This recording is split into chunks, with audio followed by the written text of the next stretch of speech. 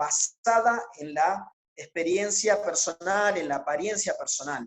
Saúl siempre va a demostrar por encima de esperar a Dios o de ver a Dios, va a demostrar su propia personalidad, su independencia de Dios, su autosuficiencia, ¿no? Y eso le va a llevar a un sinfín de errores. No quiero meterme ahí, pero es uno de los ejemplos más particulares que tenemos. Si vamos por otro lado, podemos ver allí, creo que es en el capítulo de Marcos, cuando Jesús habla a las multitudes, y podemos ver las multitudes que le buscan, y él va a confrontar a las multitudes, les va a decir que ellos solamente lo buscan porque le dan de comer, ¿no? Esa es una fe superficial basada en las necesidades básicas. Y a veces nosotros tenemos esa tendencia de caer en las necesidades básicas. Entonces Jesús o Cristo o el cristianismo solo se vuelve una fe en cuando me conviene. Solo busco a Dios por lo que yo necesito personalmente. Es una fe egoísta, no es una fe que busque a Dios por querer estar con Dios. Es una fe que busca a Dios porque solamente quiere lo que Él ofrece. Ese es el segundo tipo de fe superficial. Podemos ver una fe superficial basada en las expectativas. Si seguimos ese pasaje, podemos ver a los 70, ¿no? Cuando luego de que Jesús va a hablar a las multitudes, les va a decir que Él es el pan de vida, ahí va el famoso yo soy el pan de vida, y ellos Él va a desarrollar la idea de esto, pero en el momento ellos van a decir, dura es esta palabra, ¿quién la puede oír?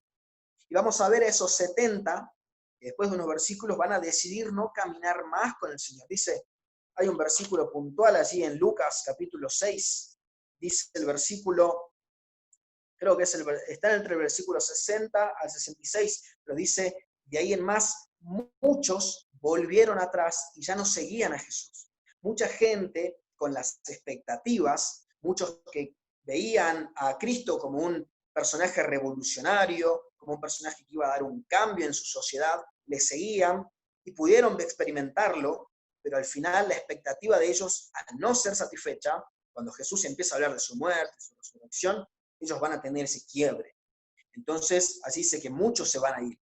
Una fe que está basada solamente en las expectativas, pero no basada en Dios mismo. Podemos ver otra fe, y esta es una de las más tristes, una fe superficial basada en las obras.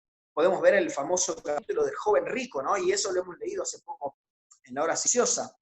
Este joven se va a presentar ante de Jesús, va a llegar delante de él, le va a decir, maestro, bueno, ¿qué haré para heredar la vida eterna? Y él les va a decir, bueno, tenés que guardar los mandamientos. Él dice, yo ya los hago. Y va a decir, bueno, te falta una cosa. Hay un versículo muy lindo ahí, cuando habla del joven rico, que dice, y mirándole, le amó. Mirándole, le amó. A mí me encanta ese paréntesis que hace así el escritor para mostrar el aprecio que Jesús le tenía. Y allí le va a decir, bueno, te falta una cosa. Te falta vender todo lo que tenés, darlo a los pobres y seguirme. Y esa es una fe basada en obras. ¿Por qué? Porque él pensaba que con todo lo que había hecho para Dios, con guardar los mandamientos, con hacer todo eso desde su juventud, como le dice, orgulloso, ¿no? Pensaba que eso era suficiente. Pero Dios, Jesús, tocó ese punto principal, ¿no? Que no era obras, sino que era el corazón. Y dice que él se fue triste porque tenía muchas posesiones. Así todos nosotros estamos sometidos a este peligro que es tener una fe superficial. Y en distintos aspectos va a atacarnos a nosotros. Pero quiero mostrarte al ejemplo más grande de fe superficial que encontramos en la Biblia y que es lamentable, porque su final es algo que podría no haber sido así, por más que hay muchas discusiones en cuanto a esto. Y acá traje algo que quizás te lo va a simbolizar. Esta es una bolsa con moneditas, ¿no? Y cuando vos ves esta bolsa con monedas, si yo te digo que son 30, vos vas a entender de quién estoy hablando, ¿no? Vamos a ver a Judas en esta noche como ejemplo de la fe más superficial, más triste que pudo haber en la Biblia. Acá quiero contarte de algo emocionante que me encantó cuando lo estudié, y yo lo denominé así, el síndrome de Judas. Y quiero que juntos veamos por qué es síndrome. Porque síndrome es el conjunto de síntomas que se presentan juntos y son característicos de una enfermedad o de una situación. Entonces, llamarlo el síndrome de Judas me pareció buenísimo. Entonces, quiero que veamos a este personaje tan cuestionado, tan debatido en la Biblia. Te voy a pedir que busques allí en Mateo capítulo 26. Vamos a buscar Mateo capítulo 26. Y mientras estamos buscando, quiero que tengamos en cuenta muchas cosas que van a implicar primero a Judas.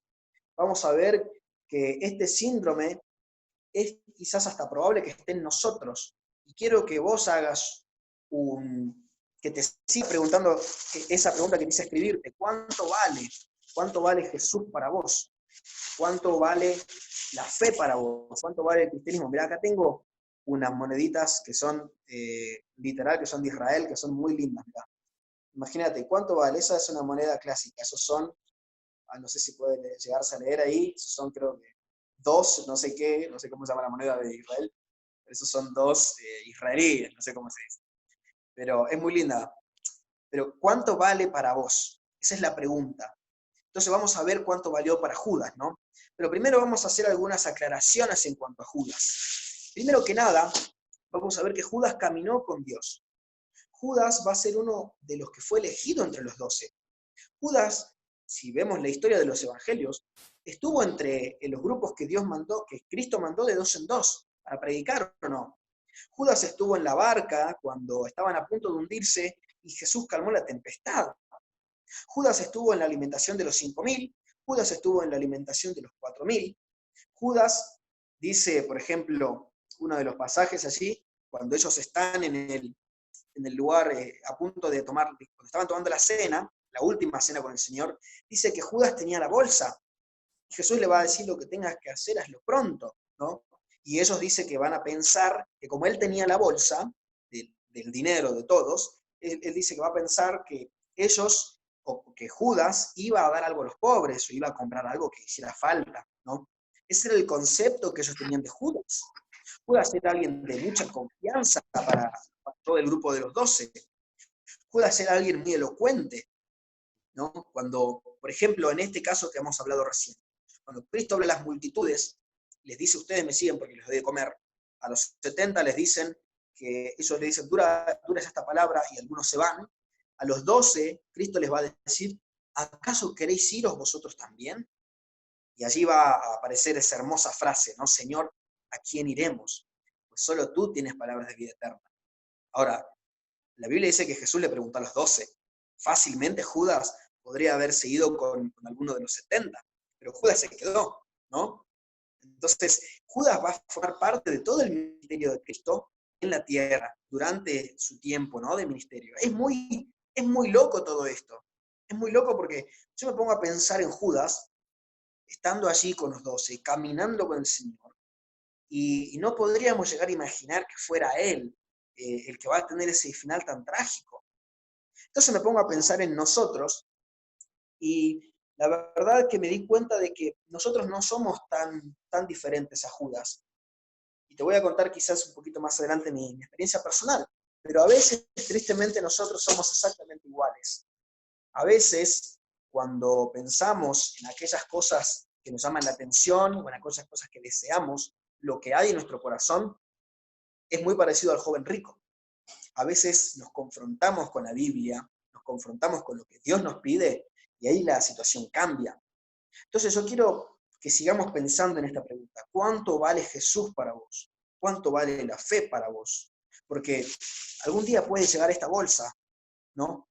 Algún día puede llegar esta bolsa. Entonces acá vamos a ver tres aspectos de una fe superficial. Y vamos a verlo en ese momento histórico que fue la traición de Judas. Así como te dije, vamos a estar leyendo en Mateo capítulo 26.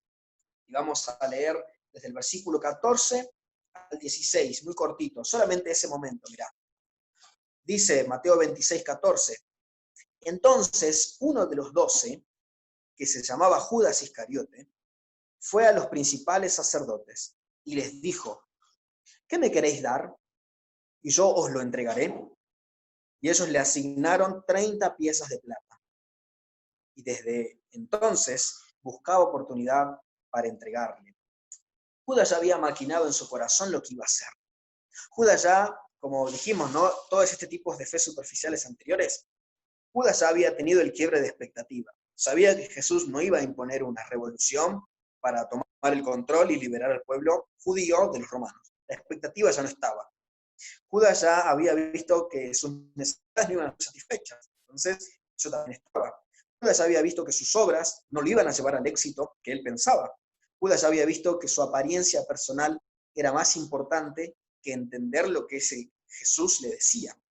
Entonces, la primera característica de esta fe superficial que vamos a ver en Judas es que una fe superficial antepone sus propios deseos antes que los que Dios. Entonces, volvemos a esta bolsita. Ponele el nombre que quieras. La de Judas era riqueza, codicia, o como quisiéramos llamarle. Pero la tuya, ¿cuál puede ser? Incluso pueden ser cosas que pueden ser buenas, muy buenas. O esta bolsa puede ser una posibilidad económica. Esta bolsa de 30 piezas puede ser una relación con alguien que quizás no conoce al Señor o que te gusta, pero sabes que va en otra dirección. Esta bolsa puede ser el anhelo de ser libre de nuestros dolores. A veces, en pos de ser libre de nuestros dolores, cometemos un montón de cosas.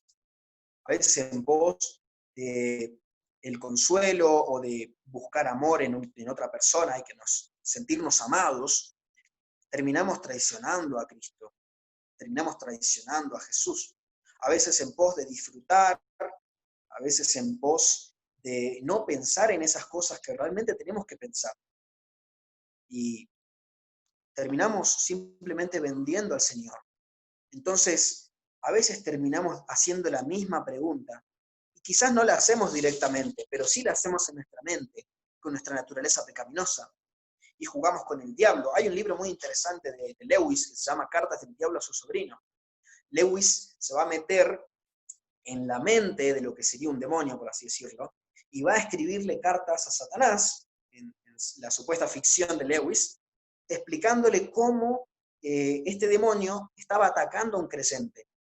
Y el libro va a trascender de una forma tan interesante, tan loca. En un momento le va a decir, bueno, déjalo un tiempo, él conoció a Dios, déjalo, deja que él disfrute de conocer a Cristo, que él disfrute de la iglesia, deja que él se meta en ese mundo, déjalo tranquilo un tiempo, pero después metele la cizaña de que vea a otros creyentes y hacerle ver los errores de ellos, y vas a ver cómo se va a decepcionar de la vida cristiana, y él va a volver a lo mismo.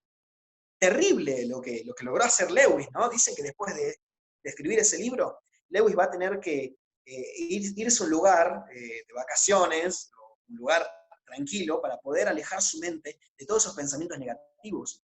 Entonces, a veces nosotros mismos tendemos a hacer esto.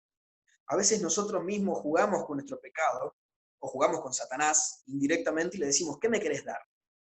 Y así empezamos a escarbar en la pecaminosidad, quizás no revelada en nuestra mente, y terminamos solamente siendo comprados por 30 piezas de plata. Terminamos siendo comprados por ese tipo de música, por esos amigos que te dicen que vos sos mejor si haces esto o lo otro. Terminamos siendo comprados por esa pareja, por ese interés romántico. Terminamos siendo comprados. Y la vida cristiana y lo que Dios tiene para nosotros y los propósitos se quedan acá. Es re triste esto porque cuando vamos a Hechos y van a elegir a otro apóstol que pueda suplantar a Judas, Hechos va a decir, para que esté en lugar de Judas, del lugar que cayó Judas para seguir su propio destino, del lugar que cayó. Cuando un cristiano cae en la mentira de que la fe superficial le va a dar algo más satisfactorio y antepone sus deseos antes que los de Dios, solamente caemos de donde podríamos estar. Entonces, vuelvo a esta pregunta. ¿Cuánto vale Jesús para vos? ¿Cuánto vale Dios para vos? Una fe superficial no solo antepone sus deseos antes que los de Dios, sino que en segundo lugar busca la oportunidad de pecar. Dice la Biblia, ¿no? Allí en el versículo 16, dice, y desde entonces buscaba oportunidad para entregarle. Judas empezó a ser muy calculador en su relación con el Señor. y empezó a correr, ¿no? Un escalón más, un escalón más, un escalón más, hasta que encontró la oportunidad, ¿no?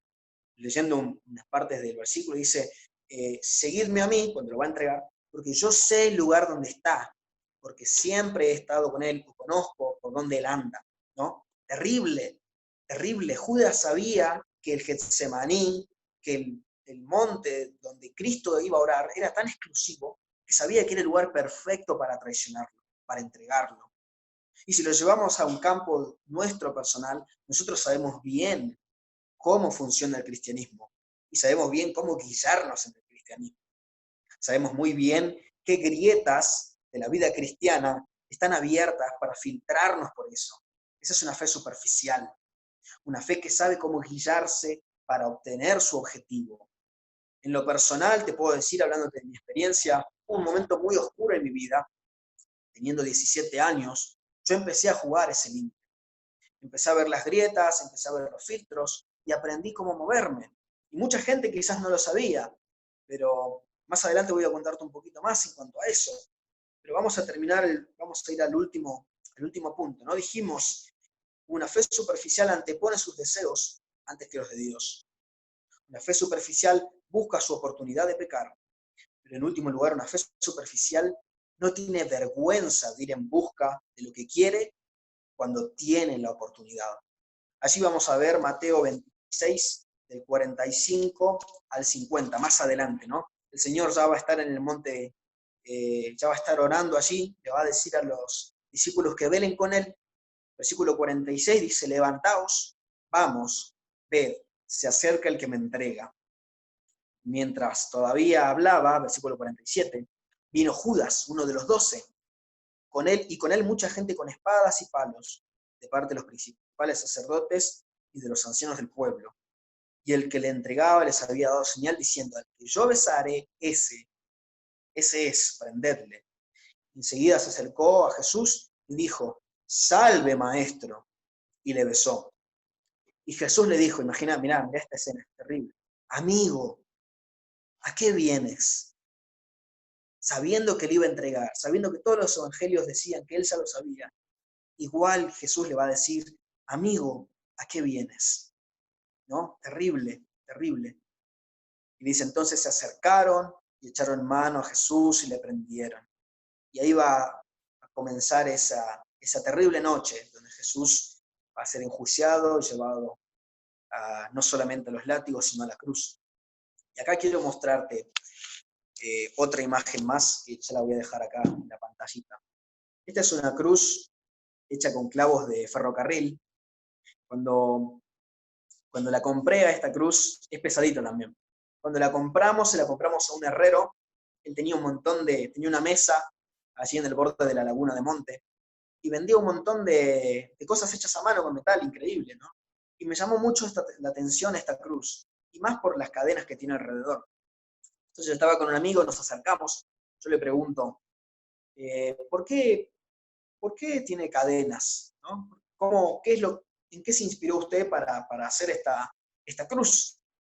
Y él me va a decir, yo hice esta cruz porque yo veo veo un Dios encadenado. Yo veo un Dios que dice que está, un Dios que dice que me ama, que dice que es real, y un Dios que no hace nada. Por eso le puse la cadenita. Porque yo veo un Dios que no hace nada ante mi dolor, ante mi angustia. Y bueno, él me contó su experiencia, ¿no? Él tuvo una hija que sufrió un accidente y él había orado mucho para que Dios la salve. Y al no hacerlo, él decidió volcar su enojo contra Dios y de allí decidió no creer más, ¿no? Un Dios encadenado. Pero volviendo al concepto de lo que nosotros hablamos, esta cruz, cuando yo le hablaba a él, yo le decía, yo veo un Dios que se llevó mis cadenas. Por eso me encantó lo que hiciste. Y me la compré, porque para mí en ese momento fue muy importante. Pero esta cruz fue hecha a base de una tradición, ¿no? Como todos conocemos. Pero como decíamos hablando de Judas, una fe superficial no tiene vergüenza de ir en pos de lo que quiere cuando tiene la oportunidad.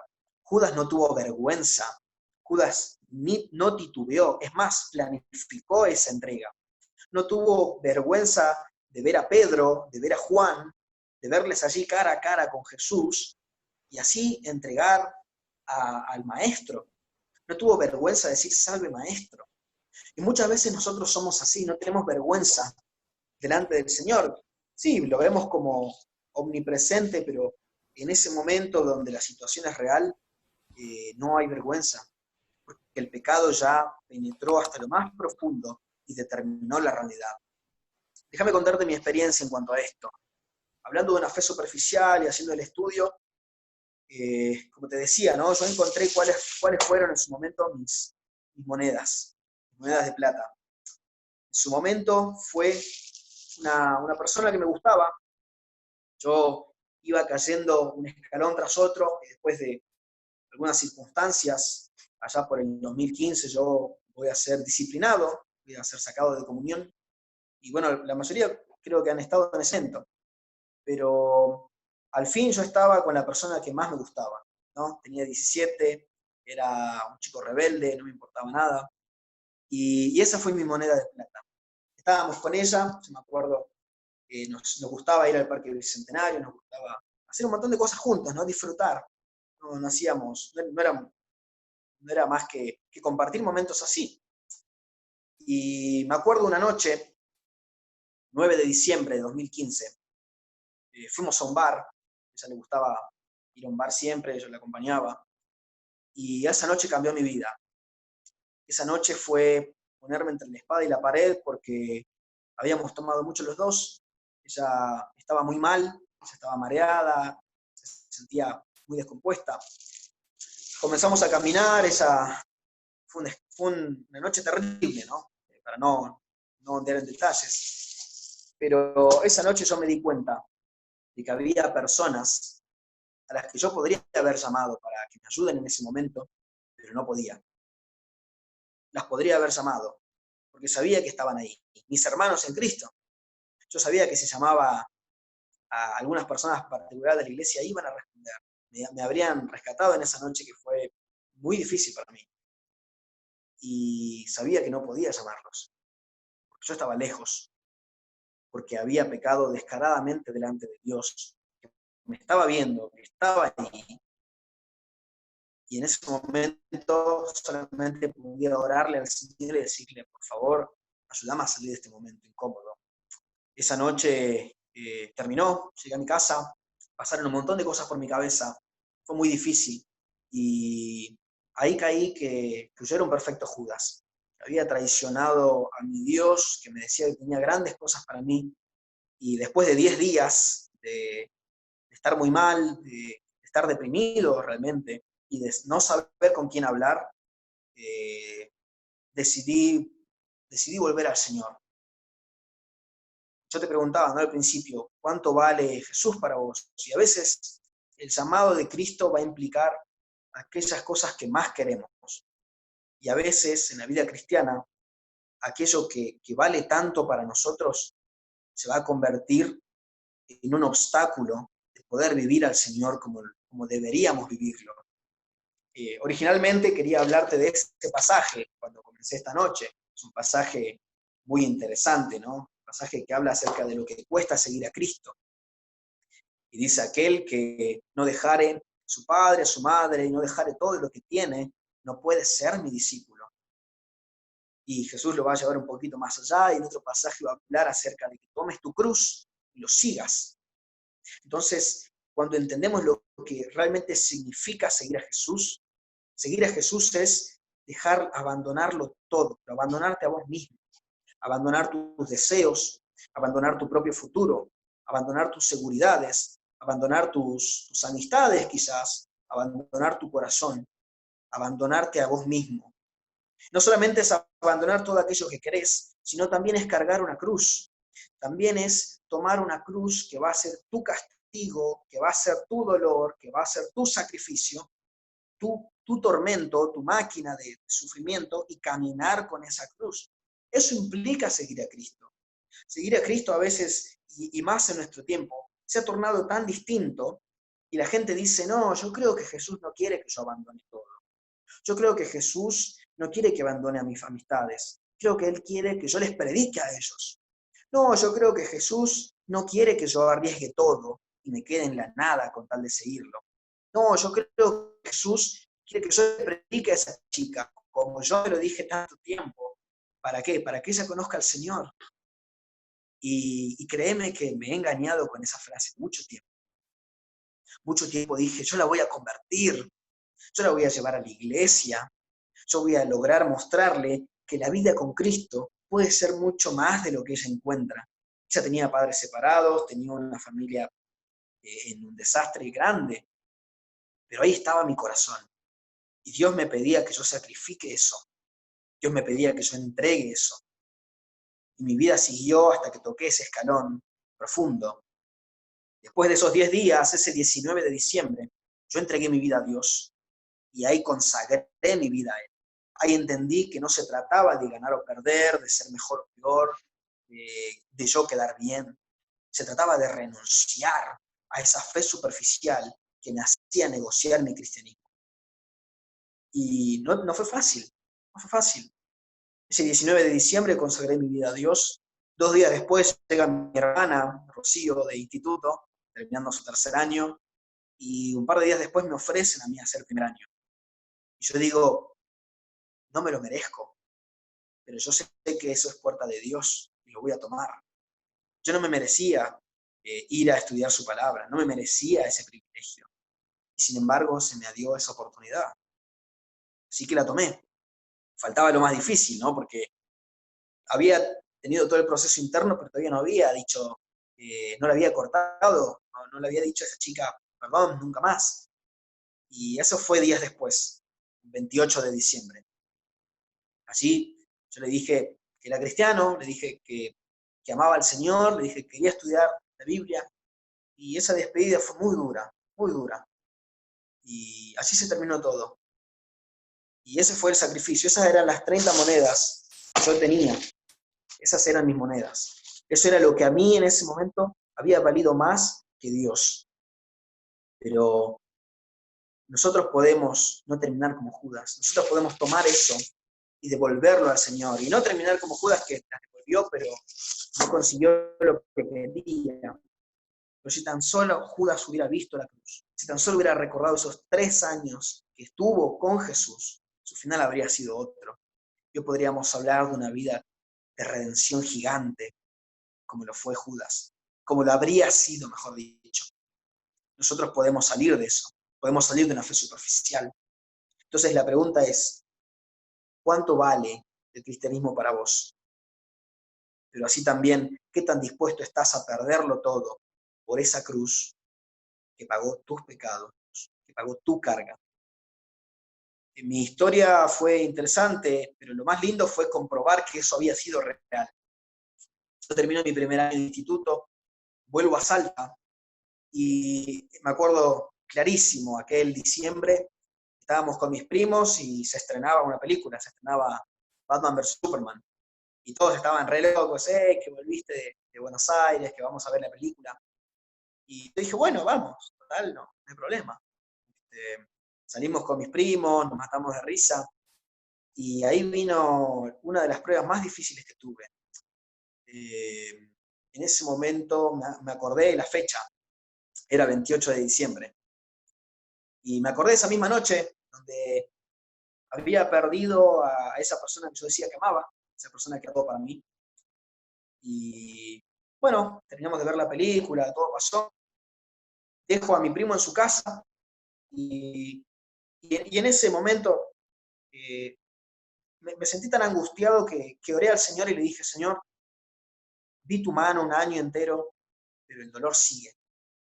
Tengo 8 cuadras desde donde estoy al bar donde íbamos con ella. Poneme a alguien en estas 8 cuadras, que alguien me llame, que mis papás me llamen, que pueda ver a un hermano por la calle, poné algo, hace algo, pero sacame de esto. Pero si en estas 8 cuadras no pasa nada, yo vuelvo al bar, vuelvo a ese lugar porque me siento mal. Fui orando y contándole mi pena al Señor todo el camino. Cada esquina que pasaba miraba a ver si encontraba a alguien. En un momento me engañé a mí mismo y dije, ese es el auto de Javier. No, no era. Pero lo pensé y esperaba ver a alguien, de verdad. Esperaba ver a alguien, no había nadie. Estaba solo de nuevo. Llego a la puerta de ese bar y dije, Señor, yo te avisé, yo te dije que si no hacías nada, yo iba a caer, perdón. Y entré a ese bar. Me senté tranquilo, le pedí la carta al mozo, el mozo me trae la carta y yo veo lo que tomábamos con ella, ¿no? Una bebida típica. Y se acerca el mozo y le digo, bueno, dame esto, le digo.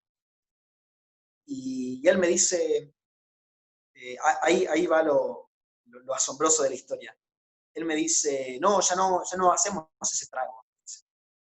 Y yo me asombro y le digo, pero la carta que vos me acabas de dar dice que sí. Él agarra la carta, la mira, se sorprende y va a agarrar todas las demás cartas. Va a buscar una por una. Yo en el bar, ¿no? Sentado, tranquilo, ya resignado con mi depresión tonta, él va a buscar todas las cartas y va a volver y al mes y me dice, disculpa, ha habido un error. Todas las cartas son nuevas. La única carta que dice que todavía hacemos ese trago es la tuya. Así que lo lamento. Ya no, hubo un error. Y ahí pude ver a Dios. Ahí me di cuenta de que Dios no se basaba en mis términos, de que Dios no iba a jugar el juego que yo quería que juegue, pero que Él iba a ir un poquito más allá. Y ahí me acordé esa noche donde le entregué a Dios todo, donde le dije, Señor, te entrego mi pasado, te entrego mi presente y te entrego mi futuro. Y vos lo vas a hacer nuevo. Y ahí entendí lo que Dios me quería decir. Solamente pude reírme como alguien que se ríe con Dios, ¿no? Y le dije, no, gracias, está bien, me voy. Y me fui tranquilo a casa. ¿Pero por qué? Porque yo ya le había entregado algo a Dios que quise recuperar y ya no estaba ahí. Yo volví por un recuerdo que ya le había dado a Dios, que ya no existía, que ya no estaba, que ya todo había sido nuevo. Y después de unos meses, ese lugar hoy ya no existe. Eso es lo más loco. El Señor se encargó, en mi vida personal, se encargó de borrar cada cosa que a mí me afectaba. Se encargó de quitar todo eso. Se encargó de sanar mi corazón. Se encargó de mostrarme que ese sacrificio que en su momento para mí parecía tan fuerte, tan difícil, valía la pena. Entonces yo te pregunto en esta noche, ¿cuánto vale Cristo para vos? ¿Qué tan dispuesto estás a arriesgar eso que más querés con tal de vivir la libertad que Dios tiene para vos? El peligro de una fe superficial es el peligro que tuvo Judas. En algún momento quizás la esperanza no llega y va a ser tarde. Va a ser tarde. Pero hoy tenés la oportunidad de decirle al Señor nunca más. Yo cuento mi historia porque es el momento donde más vi a Dios y por más que me da vergüenza lo que fui, cuento orgulloso lo que Dios hizo, porque yo no merecía nada, no merecía nada. Y es un privilegio para mí el día de hoy poder soñar con la misión, poder soñar con conocer más a Dios, con ayudar a otros a que vean ese Dios que dice, mi yugo es fácil y ligera mi carga, porque cambió en mi realidad, puede cambiar la tuya. Así que los peligros de una fe superficial antepone todos sus propios deseos antes que los de Dios, como yo lo hice. Segundo, busca la oportunidad de pecar, como yo lo hice. El tercero no tiene vergüenza de ir en pos de lo que quiera hasta cuando tiene la oportunidad, como yo lo hice. Pero sí también Dios puede cambiar esa fe superficial y volverla en una fe auténtica, en una fe real, en una fe viva, que vaya mucho más allá de lo que vos te imaginás. Así que mi deseo para ustedes es que puedan vivirlo, que puedan sentir ese Dios, que puedan experimentar, ver cómo Dios hace todo nuevo en sus vidas. Así que eso es lo que tenía para hoy. Que Dios los bendiga. Muchas gracias por este tiempo. Muchas gracias, Franquito. Estuvo muy lindo. Gracias. Gracias, Franco. Bien, muchas gracias, Frank.